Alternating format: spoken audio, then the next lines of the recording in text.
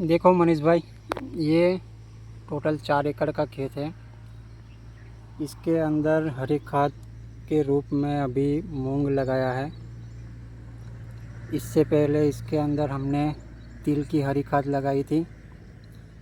तो तिल की हरी खाद लगाने से आप देख सकते हो कि यहाँ पे और कोई खरपतवार है नहीं। अब ये छोटे छोटे खरपतवार आ रहे हैं, लेकिन वो इतने जल्दी से ग्रो नहीं करते हैं। आप देखो यहाँ पे मूंग के सिवा आप कुछ और ज़्यादा खरपतवार नहीं दिखाई देगा।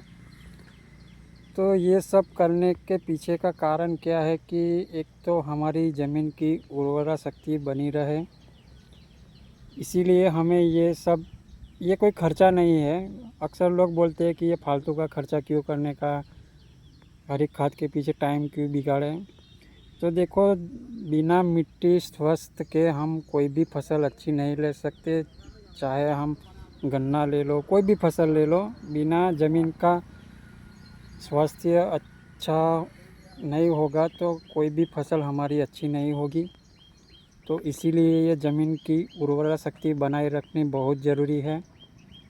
तो ये कोई फालतू खर्चा नहीं है, ऐसा समझ लो आप एक तरह से फर्टिलाइज़र का ही मैनेजमेंट कर रहे हो। क्योंकि आप कितना भी केमिकल फर्टिलाइज़र ले आओ, कोई सी भी कंपनी का ले लो, लोग बड़े बड़े दावे कर रहे हैं कि ये खाद डालो, इतने न्यूट्रिशन डालो, ये फंगीसाइड डालो, ये कीटनाशक डालो, बीमारी आएगी नहीं। लेकिन आज तक दुनिया का कोई भी साइंटिस्ट और कोई भी दवाई बनाने वाली कंपनी ये बीमारी को रोक नहीं पाई है।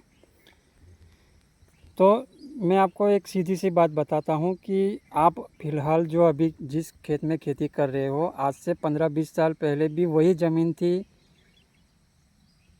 हो सकता है आपकी जगह आपके पापा खेती कर रहे हो, लेकिन उस समय पे ना हम कोई पेस्टिसाइड डाल रहे थे, ना कोई फंगीसाइड डाल रहे थे, ह्यूमिक एसिड, ये सब तो हम नाम सुने भी नहीं थे।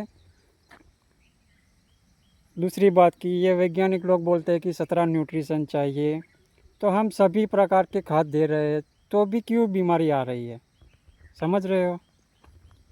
एक तरफ वो बोलते हैं कि ये कीटनाशक डालो, ये फंगीसाइड डालो, बीमारी आएगी नहीं। और कई ज़्यादातर आज के समय में किसान डाल भी रहे हैं बुआई के समय पे कीटनाशक, फंगीसाइड और सभी तरह के न्यूट्रिशन दे रहे हैं डीएपी के रूप में, अलग अलग रूप में, जिसको जो पसंद आता है उस हिसाब से फर्टिलाइज़र मैनेजमेंट करता है, लेकिन फिर भी बीमारी आ ही जाती है। तो उसके पीछे का कारण यही है कि हमारी जो मिट्टी है उसके अंदर कार्बन की वैल्यू कम हो चुकी है। यानी कि देखो, CN रेशियो एक है, कार्बन और नाइट्रोजन, इसका संतुलन जब तक अच्छा रहेगा तभी ये पौधे न्यूट्रिशन उठा पाएंगे। अगर वो बिगड़ा हुआ है तो आप कितना भी केमिकल फर्टिलाइज़र के रूप में डालोगे, वो पौधा उसको एक्सेप्ट नहीं करेगा। ये तो बहुत लंबी कहानी है, लेकिन अभी मैं आपको शॉर्ट में आपको मैं समझा रहा हूँ। तो ज़मीन की उर्वरा शक्ति इसीलिए ज़रूरी है। इस ज़मीन के अंदर फूगनाशक, कीटनाशक, पौधे को भोजन देने वाले बैक्टीरिया सभी हमारे मिट्टी में थे। और वो हम पहले क्या है कि हमारे जो पिताजी है, दादाजी है, वो लोग गोबर की खाद का यूज़ करते थे उस समय पे, क्योंकि सबके यहाँ गाय भैंस होती थी। आज तो खैर छोड़ो, सब ने धीरे धीरे ये सब पशुपालन छोड़ दिया है। तो इसी की वजह से ये सब हमें बीमारियों का सामना करना पड़ता है और फसल को न्यूट्रिशन ना मिलने के कारण ही बीमारी आती है। देखो, कोई तितली मार देना कोई बड़ी बात नहीं है। हमारे लिए बड़ी बात तो तब कही जाएगी जब हम आज से 15-20 साल पहले खेती करते थे।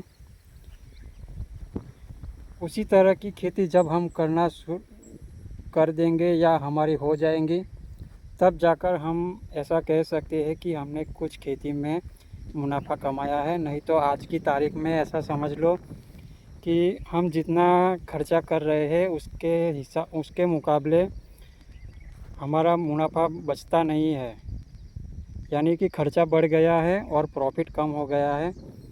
और प्रॉफिट की तो बात ही छोड़ो, कई किसानों के तो ऐसा समझ लो हाथ में कुछ आता ही नहीं है, जितना वो खर्चा करते हैं उतना भी नहीं आता है। वो तो हमें यूट्यूब पे देखने को मिलता नहीं है। नहीं तो ऐसा समझ लो यूट्यूब पे जितना वीडियो आ रहा है ना, उससे 90% किसान तो आज की तारीख में बहुत परेशान है। ये हकीकत है। आप देख लेना, आपके गांव का ही कंडीशन देख लेना। तो इसीलिए ये सब ज़रूरी है। बाकी सब तो हमारी चर्चा फ़ोन पे होती ही रहती है। जय जवान जय किसान।